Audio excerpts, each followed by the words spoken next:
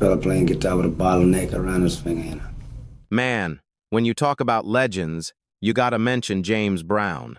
They called him the godfather of soul, the man who could turn any stage into fire, the hardest working man in show business. But here's the crazy part. How can somebody who shaped funk, soul, and even hip-hop still feel underrated in the bigger picture of music history? James Brown wasn't just a singer. He was a movement, a symbol of power, of pride, of survival.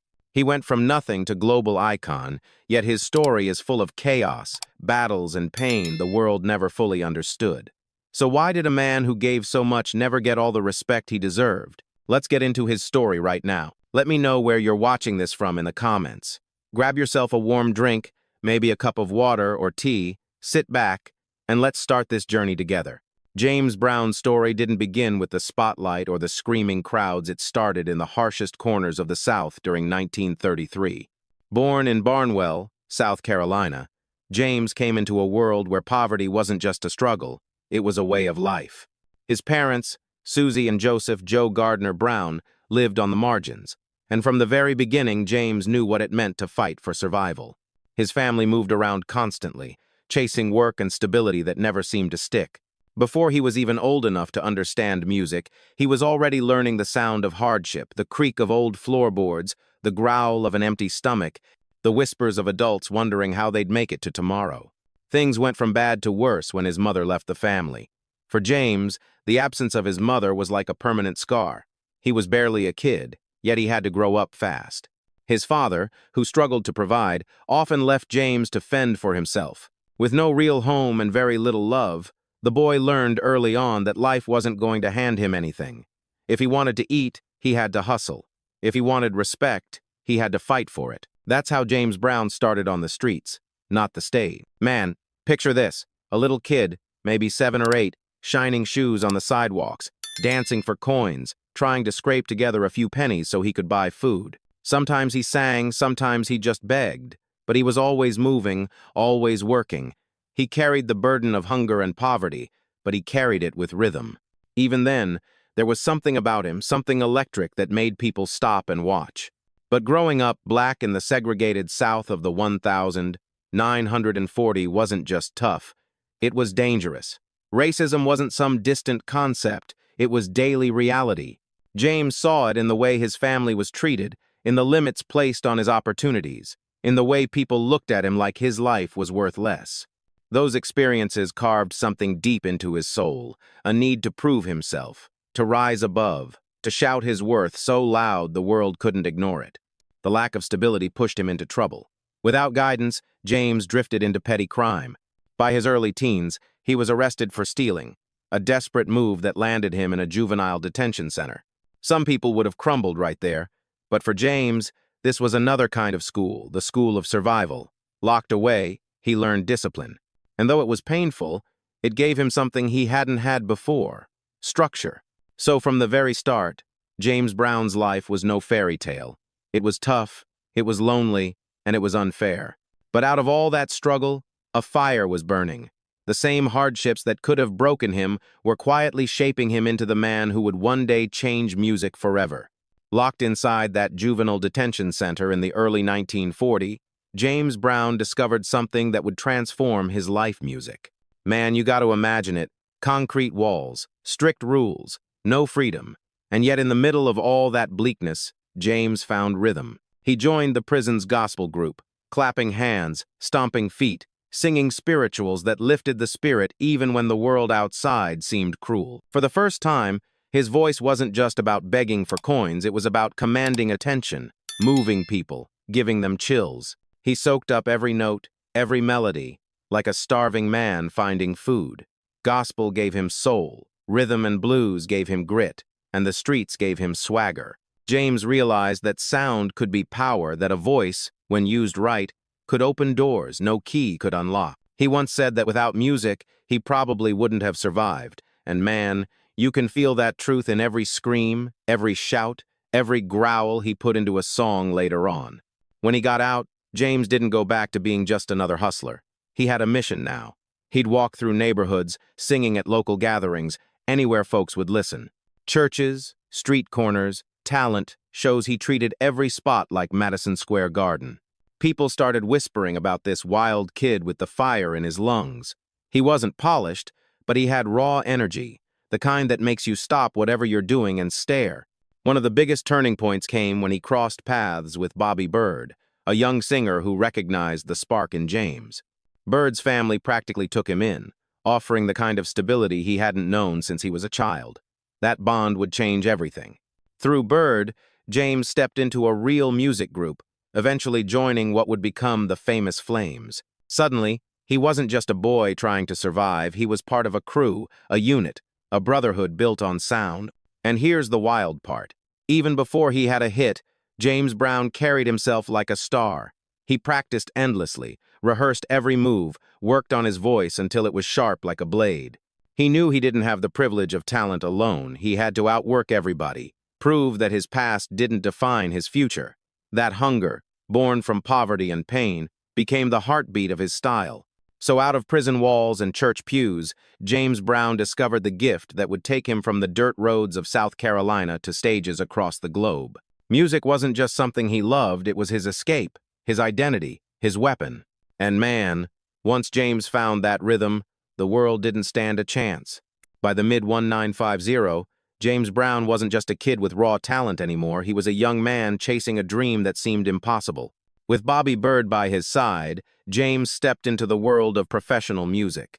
The group that would later be known as the famous Flames gave him his first real stage, and man, when James hit that mic, you could already feel the difference. He wasn't the smooth crooner type. Nah, James brought fire. He'd drop to his knees, scream like his soul was on the line, sweat pouring down his face as if every note might be his last. The first big break came in 1956 with the single Please, Please, Please. At first, some record executives thought it was too raw, too unpolished.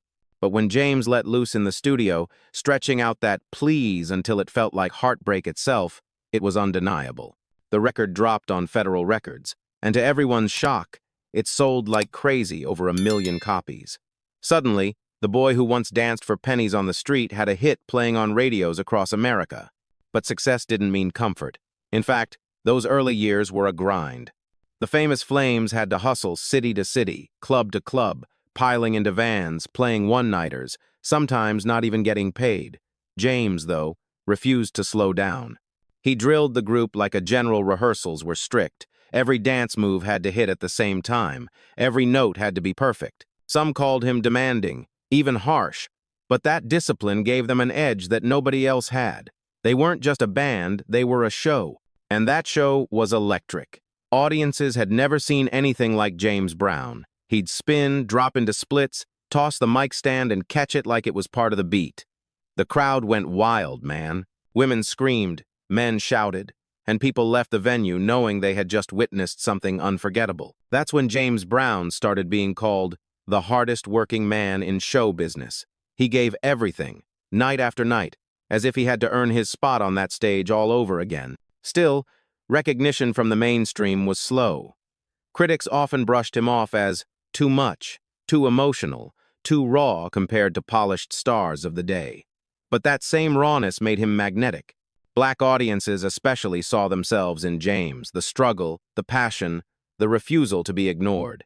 His music spoke to survival, to resilience, to pride. So those first steps, please, please, please, the endless touring, the sweat-soaked suits, set the foundation for everything to come. James Brown wasn't just building a career, he was building a revolution in sound and performance.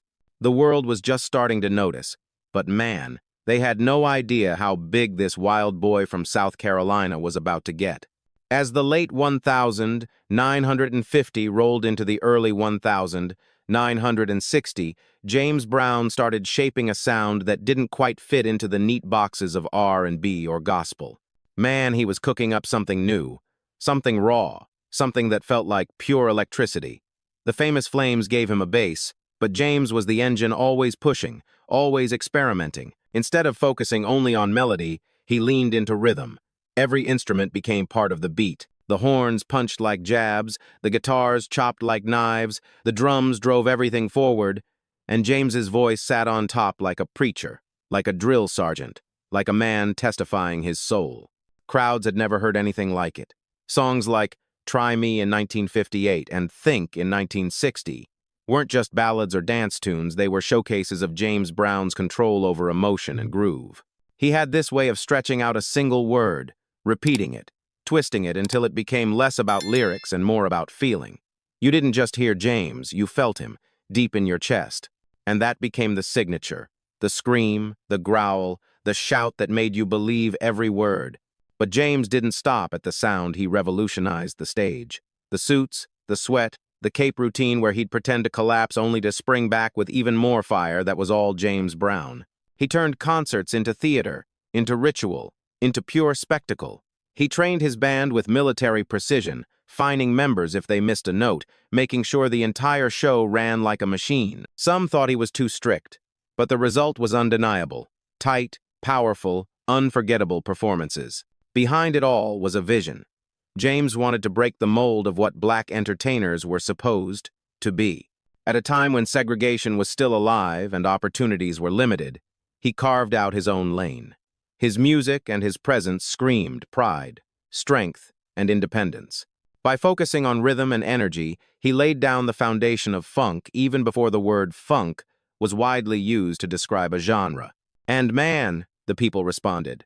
Black audiences across the country claimed James as their own. He wasn't trying to cross over or soften his edges for mainstream approval, he was doubling down on his identity.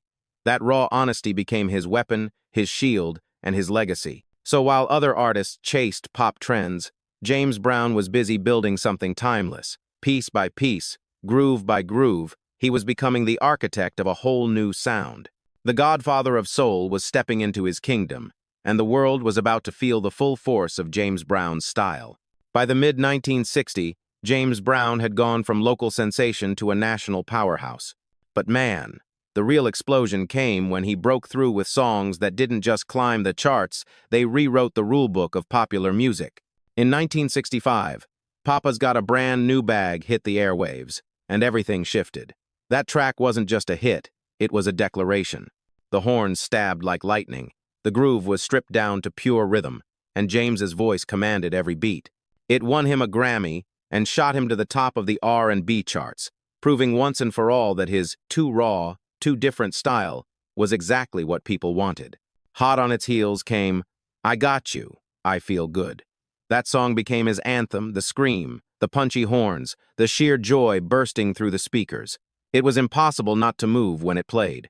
Even today, you can drop that track at a party and watch people light up. With those records, James Brown wasn't just a singer anymore, he was a force of nature, the man who gave soul music its swagger. But what made James different wasn't just the hits, it was the impact. His music started crossing borders. In Europe, audiences who barely understood the words still felt the fire. In Africa, his rhythms connected with traditional grooves, inspiring a generation of Afrobeat artists like Fela Kuti. In America, he wasn't just entertaining, he was empowering. When James Brown shouted on stage, people felt it as a call to stand tall, to be proud of who they were. And then there was the showmanship. Man, James Brown live in the mid-1960s was a sight to behold. The Apollo Theater became his temple, and the 1963 album Live at the Apollo proved it. Critics called it one of the greatest live recordings ever made, capturing the sweat, the screams, the energy of a man giving his soul to the crowd. From then on, James Brown concerts weren't just gigs, they were life-changing experiences. As the 1970 arrived, James was unstoppable. Get Up, I Feel Like Being a Sex Machine turned the groove into something hypnotic. Superbad, Hot Pants, The Payback, these weren't just songs, they were blueprints for funk. Every rapper, every producer decades later would go digging into those beats, those riffs, those shouts. The DNA of hip-hop itself can be traced straight back to James Brown's music. But here's the thing, while he was shaping global culture, mainstream recognition still came with a side of disrespect. Rock critics, mostly white at the time, often dismissed him as a showman rather than a true musician, ignoring the genius of his rhythmic innovations.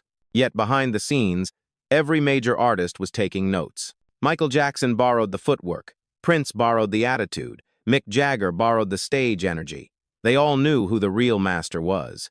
By the time James Brown was touring the world, he wasn't just a singer. He was an ambassador of a new sound. From New York to London, from Lagos to Tokyo, his name carried the weight of revolution. The world had to admit it. James Brown had gone global, and there was no turning back. James Brown's music wasn't just about the groove, it was about the message. By the late 1960s, America was boiling with social change, and James wasn't about to stay silent. In 1968, just months after the assassination of Dr. Martin Luther King Jr., he released Say It Loud, I'm Black, and I'm Proud.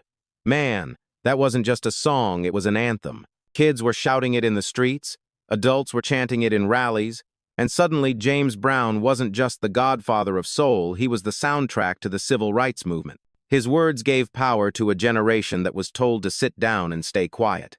He told them to stand tall. But here's the crazy part. While James was lifting up his people, the mainstream often tried to tear him down. White radio stations hesitated to play Say It Loud, calling it too political. Critics labeled him a rabble-rouser instead of a visionary. Some even said his music was just noise, ignoring the genius behind his rhythm-driven style. Imagine that James Brown, the man whose grooves built the backbone of modern music, dismissed as noise. That's wild. Still, his influence couldn't be denied. He inspired not just musicians, but movements. Young black kids saw him on TV, saw his confidence, and realized they didn't have to apologize for who they were. Activists quoted his lyrics. DJs spun his records like sermons, and whole communities leaned on his voice for strength. Internationally, his reach stretched even further. In Africa, leaders invited him to perform because his music spoke to liberation struggles. Fela Kuti, the Nigerian pioneer of Afrobeat, often credited James Brown as a massive influence on his sound and his political message. And yet, while others borrowed from him, James often didn't get the same credit. Rock and roll historians wrote page after page about Elvis, the Beatles, or the Rolling Stones, but James's contributions were often footnotes. Never mind that the Rolling Stones literally opened for James Brown early in their career, or that countless bands stole pieces of his style. The industry made fortunes off his innovations while calling him too raw. That's the injustice. He was the foundation, but they built the house without inviting him inside. Even in awards and recognition, James was shortchanged. Sure, he won some Grammys and eventually got inducted into the Rock and Roll Hall of Fame, but many argued it was too little, too late. By the time the establishment recognized him, his influence had already been shaping music for decades. And when you compare the respect given to artists like Elvis, it becomes clear James Brown was never celebrated on the same level, even though his impact was arguably just as big, if not bigger. But no amount of dismissal could erase his footprint. The funk, the rhythm, the soul, those belonged to James. His innovations fueled disco, birthed hip-hop, and electrified pop. And the message? It still rings out today. Say It Loud wasn't just about 1,968. It was about every generation learning to be proud of who they are. So yeah, James Brown influenced the world. But the injustice is this.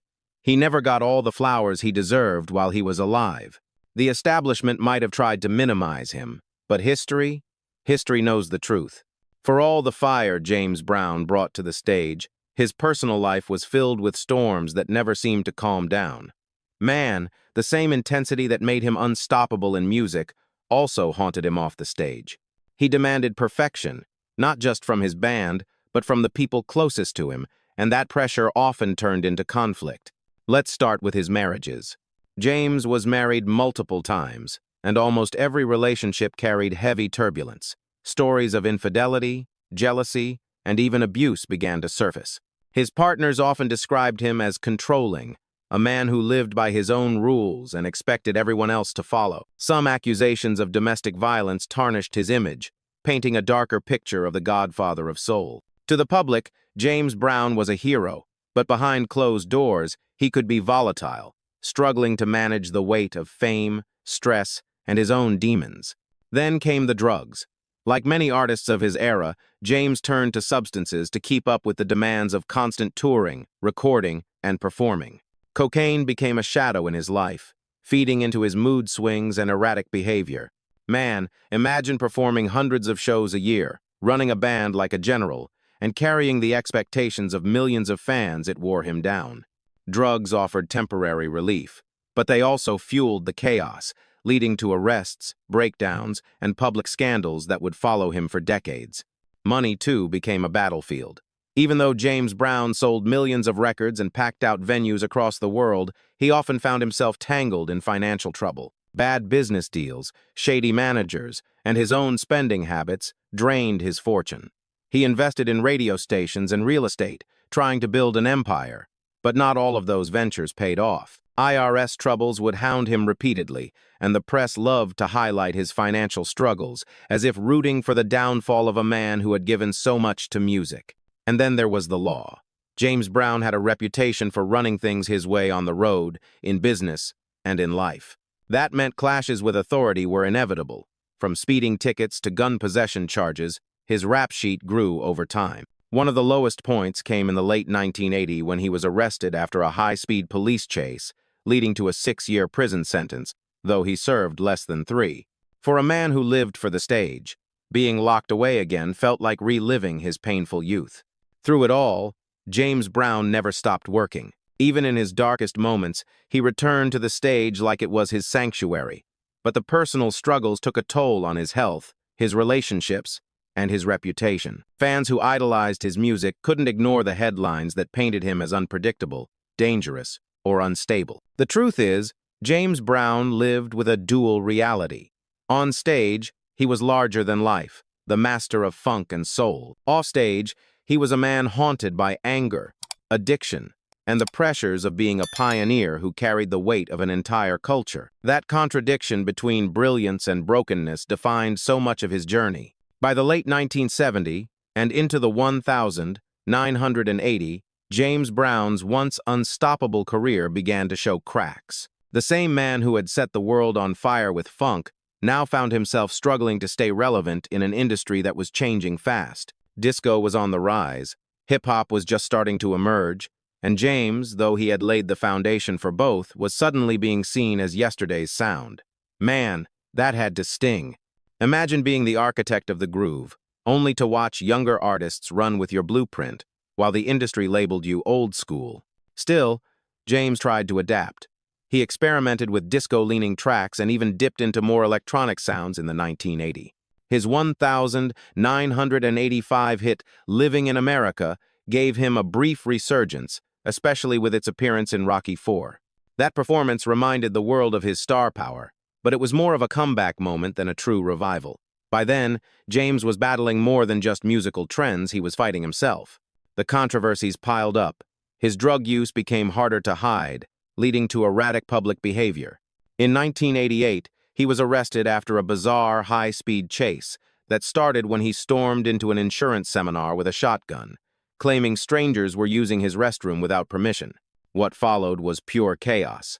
A police pursuit across 2 states, tire spikes, and finally James being taken down and sentenced to prison. Headlines screamed the downfall of the godfather of soul, and suddenly his genius was overshadowed by mugshots and courtroom drama. Prison time marked one of the lowest chapters of his life.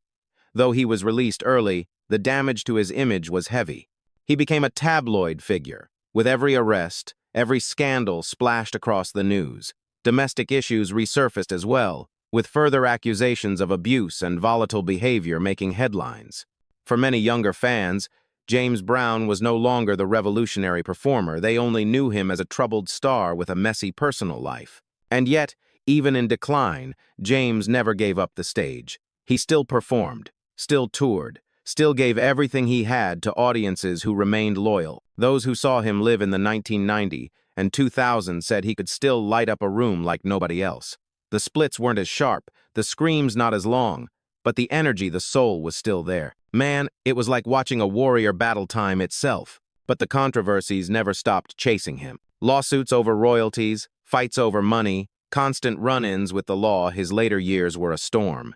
Health problems started creeping in too, but James refused to slow down. The hardest working man in show business was still grinding, even when his body begged him to rest. That's the tragedy of James Brown's decline. For every headline about his genius, there were 2 about his chaos. For every reminder of his influence, there was another story about his downfall. It was as if the world couldn't decide whether to crown him or crucify him.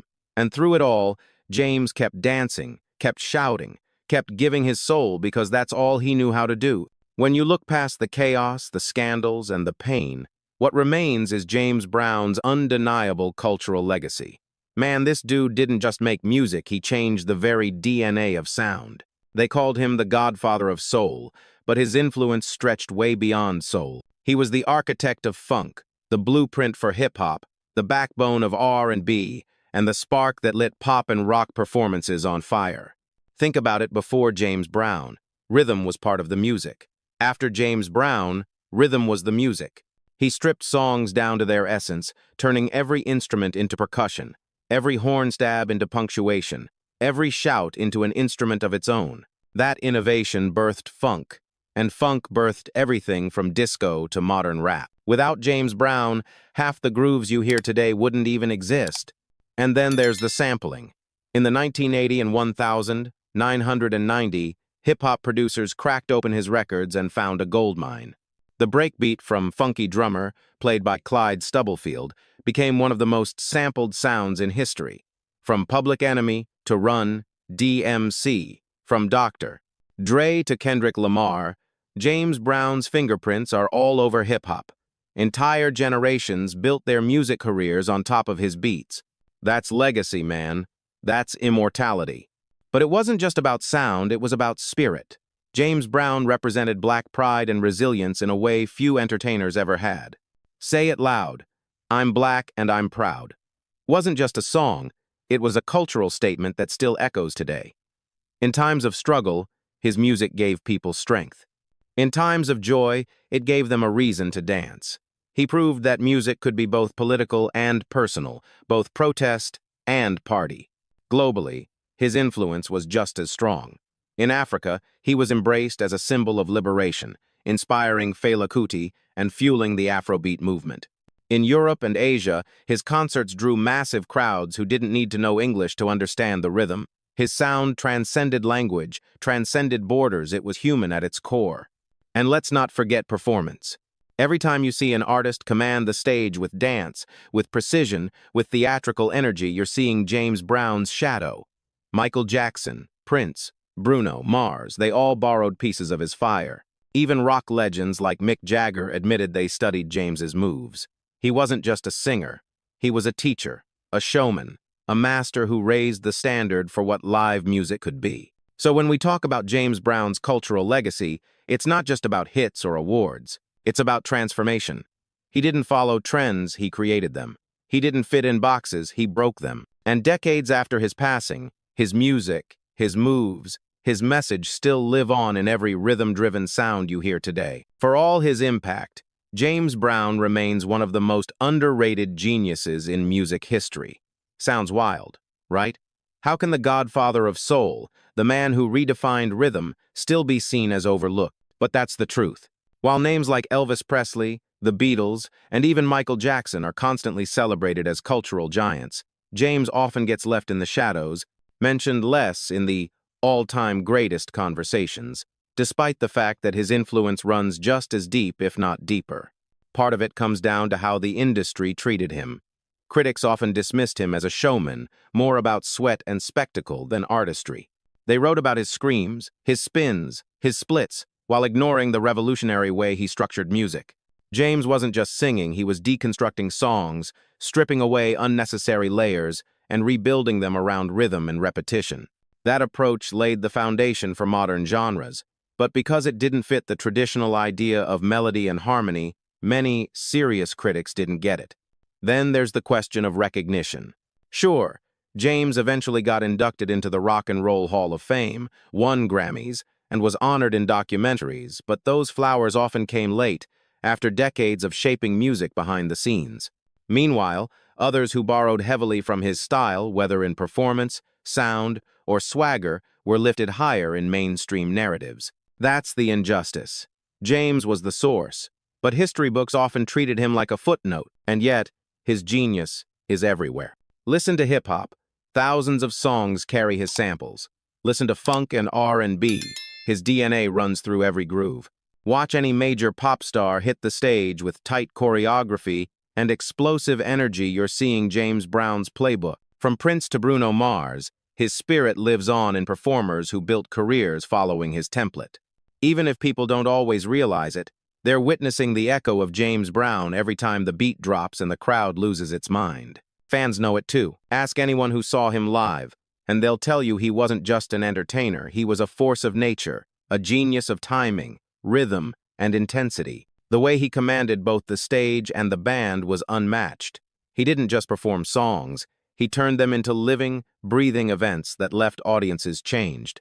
That kind of mastery should have put him permanently at the top of every greatest of all time list. So yeah, James Brown might not always get the credit he deserves in the mainstream, but the truth is undeniable. He was a genius, misunderstood by critics, overshadowed by history, but immortalized by the very music we listen to today. If genius is about changing the world in ways no one else could, then James Brown was one of the greatest to ever do it. James Brown's life was a story of contradictions, brilliance and chaos, triumph and tragedy, glory and pain. He was born into nothing, raised in hardship, and yet climbed to heights most people could never imagine. He gave the world a sound it had never heard before, a performance style that rewrote the rules, and an energy that still vibrates through music today. And yet, man, even with all that, James Brown was often underestimated, underappreciated, and misunderstood. Think about it. He was the man who laid the foundation for funk, who shaped the rhythms that gave birth to hip-hop, who inspired legends like Michael Jackson and Prince. But when people list the greatest artists of all time, his name doesn't always roll off the tongue first. That's the injustice that makes his story both inspiring and heartbreaking. He changed the world, but the world didn't always give him the crown he deserved. And maybe that's why his story hit so hard. James Brown was human flawed, wild, sometimes self-destructive, but he was also larger than life, carrying the pride of a people and the pulse of a generation. He showed that even when society tries to hold you down, you can shout so loud, dance so hard, and live so fiercely that they can't ignore you forever. That's why fans call him not just the hardest working man in show business, but a king who reigned on his own terms. So here's the question. Man, does James Brown deserve to stand shoulder to shoulder with Elvis Presley, the Beatles, or Michael Jackson as one of the most important figures in music history? Or maybe, just maybe, he deserves even more credit than all of them, because without his blueprint, none of their sounds would have been the same. What do y'all think? Drop your thoughts in the comments because this debate matters. One thing is certain. James Brown's name might not always get shouted in the history books the way it should, but in the hearts of those who truly understand music, he is eternal. Every time a beat drops, every time a groove makes you move, every time an artist commands a stage with fire, you're witnessing the spirit of James Brown. His story is a reminder that genius isn't always clean, perfect, or celebrated in its own time. Sometimes it's messy, raw, and underrated. But that doesn't make it any less powerful. James Brown may have left this world in 2006, but the godfather of soul lives on louder, prouder, and funkier than ever.